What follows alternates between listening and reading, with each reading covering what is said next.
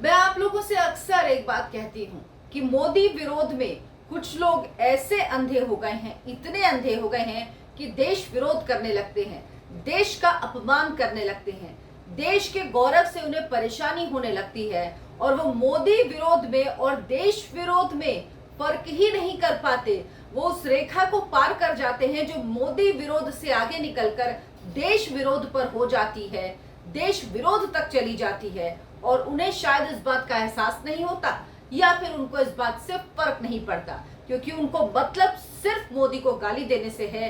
देश का अपमान होता हो, देश के गौरव को ठेस लगती हो तो लगा करे, उन्हें इससे कोई फर्क नहीं पड़ता। इनमें एक नाम और है, ये नाम आपने अक्सर सुना होगा, जो मोदी विरोध में मुखर रहता है। बॉलीवुड और साउथ फिल्मों के एक्टर हैं, पॉलिटिक्स में भी अपना हाथ आजमा चुके हैं, लेकिन मोदी विरोध में अंधे होकर जहरीले नागरिक हो गए हैं इस देश के।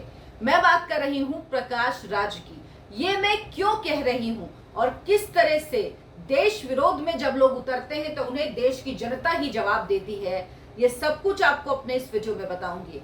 नमस्कार, बहुत बहुत स्वागत है आपका। आप देखना शुरू कर चुके हैं राष्ट्रपथ, आपके साथ मैं हूं अर्चना सिंह।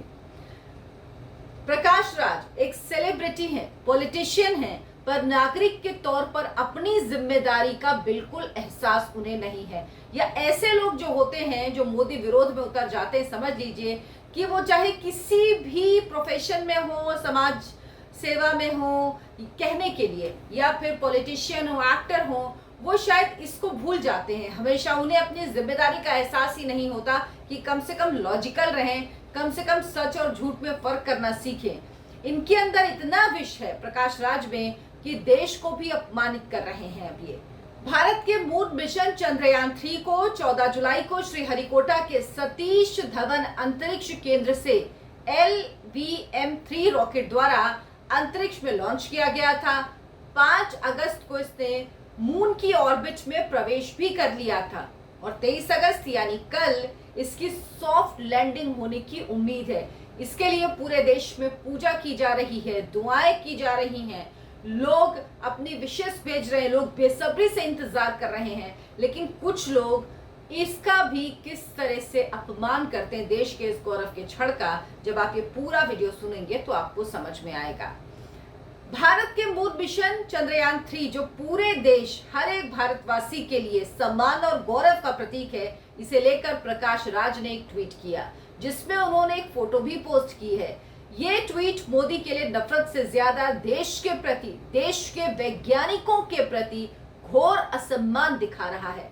ये ट्वीट मैं आपको दिखा रही हूँ, ये ट्वीट देखिए। इसमें एक चाय वाला मून पर आपको दिख रहा है।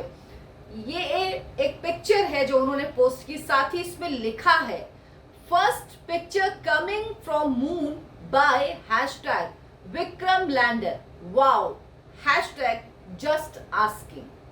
अब इस तस्वीर को देखकर आप इनकी मंशा, इनका कटाक्ष और इनके दिमाग का स्तर समझ सकते हैं कि मोदी विरोध में ये आदमी कितना अंधा हो गया है कि देश के वैज्ञानिकों का असम्मान करने लगा।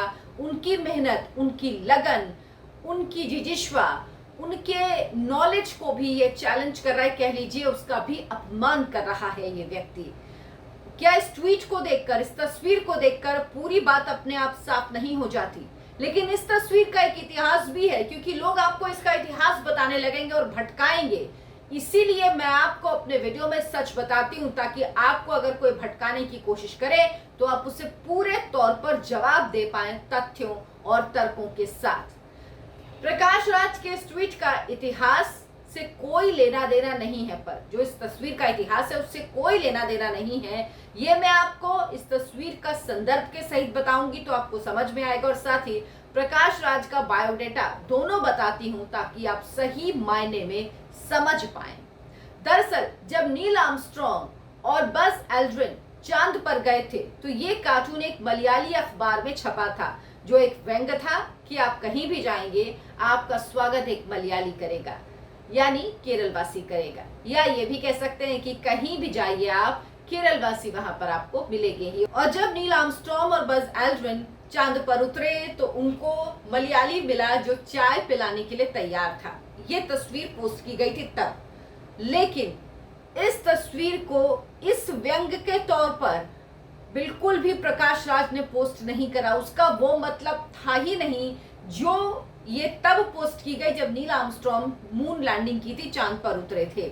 उससे उसका कोई लेना देना नहीं। ये तस्वीर दरअसल प्रकाश राज की कुंठा, उनका जहर दिखाती है। प्रकाश राज का इस मलयाली सोच से कोई लेना देना नहीं, क्योंकि पहली बात तो वो मलयाली नहीं, उनका जन्म नहीं हुआ केरल में, वो कन्नड़ हैं। उनका जन्म कर्नाटका में हुआ, केरल में नहीं। वो हिंदी के साथ साथ कई और भारतीय भाषाओं की फिल्मों में काम कर चुके हैं। दक्षिण भारतीय भाषाओं की कई फिल्मों में वो काम कर चुके हैं। दक्षिण भारत के बहुत बड़े एक्टर माने जाते हैं।